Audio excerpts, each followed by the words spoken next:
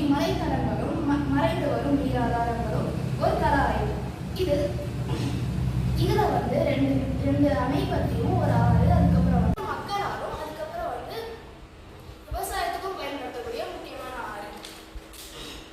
அப்புறம் வந்து நீர் வாய்க்கால்கள், சிறிய வாய்க்கால்கள். இது வந்து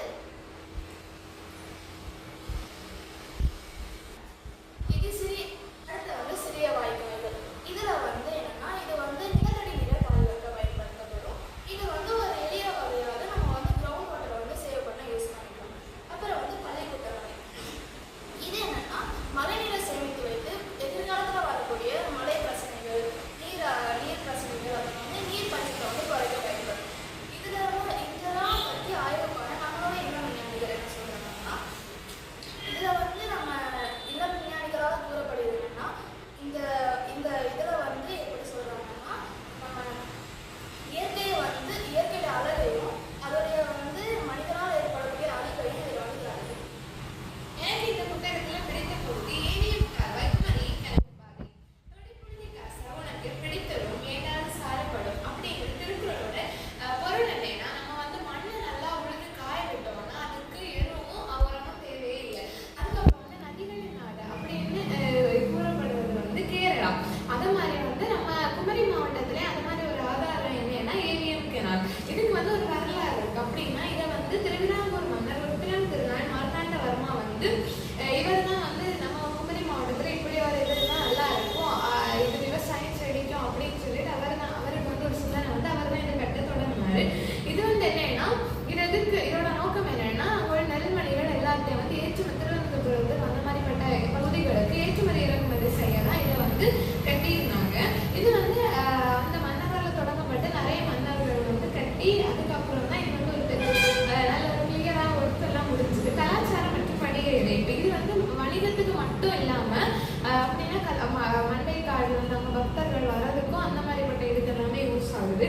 வீழ்ச்சியும் தற்போதைய நிலையும் அப்படின்னா இது வந்து இந்த கெனால் வந்து 2 மாவட்டங்களுக்கு எல்லைக்கு நடுவில் இருக்கிறதுனால ஆனால் திருவனந்தபுரம் சைடு அந்த கேரளா சைடு உள்ளவங்க எல்லாம் இதை வந்து நல்லா பராமரித்து வச்சுருந்தாங்க. நம்ம குமரி மாவட்டத்தில் இருக்க அந்த ஏரியா நாங்கள் வந்து கொஞ்சம் அழுக்காக குப்பையில் கொட்டப்பட்டு இருந்தது. இது வந்து இதை நம்ம வீட்டில் எடுக்கணும். ஏன்னா இது வந்து ஒரு போக்குவரத்து நெரிசல் அப்படின்னா அந்த வணிகத்துக்கு ரொம்ப உதவுது.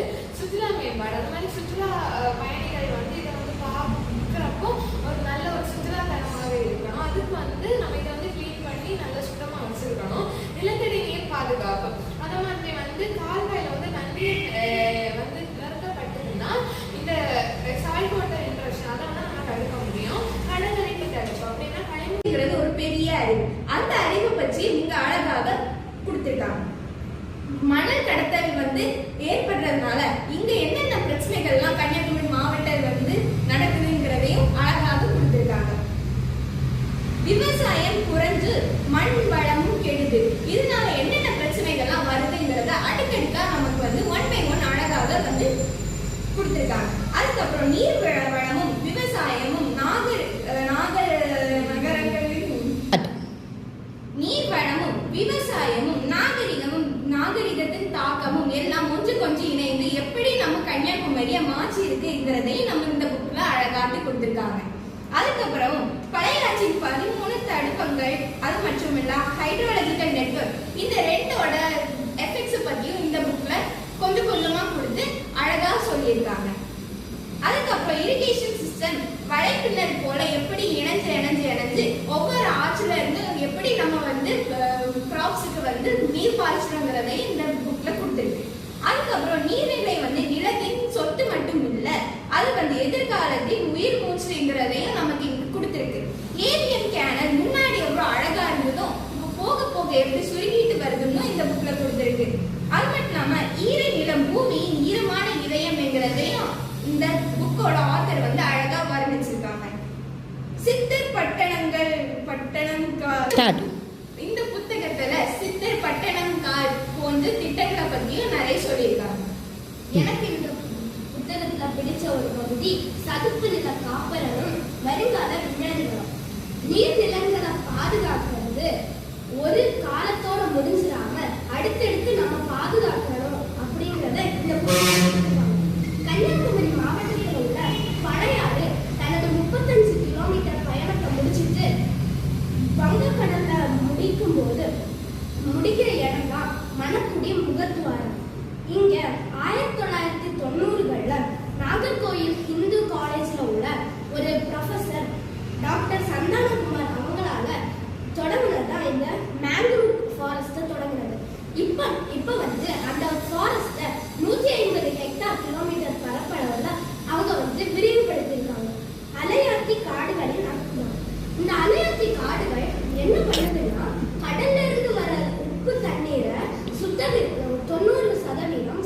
பிரிச்சு கடலுக்கு மறுபடியும் கொடுக்குது.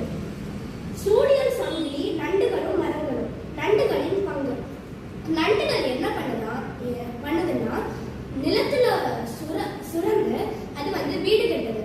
இது மரத்துக்கு பக்கத்துல இருக்கும்போது அந்த மரத்துக்கு மூச்சு விடுறதுக்கு ஈஸியா இருக்குது. இதுதான் நண்டுகளோட பங்கு. உணவு சுழற்சி. மரங்கள்ல இருந்து விழுற இலைகளும் பழங்களும் கடல்ல விழுந்து கடல்ல இருக்கிற உயிரினங்களுக்கு உணவா மாறுது.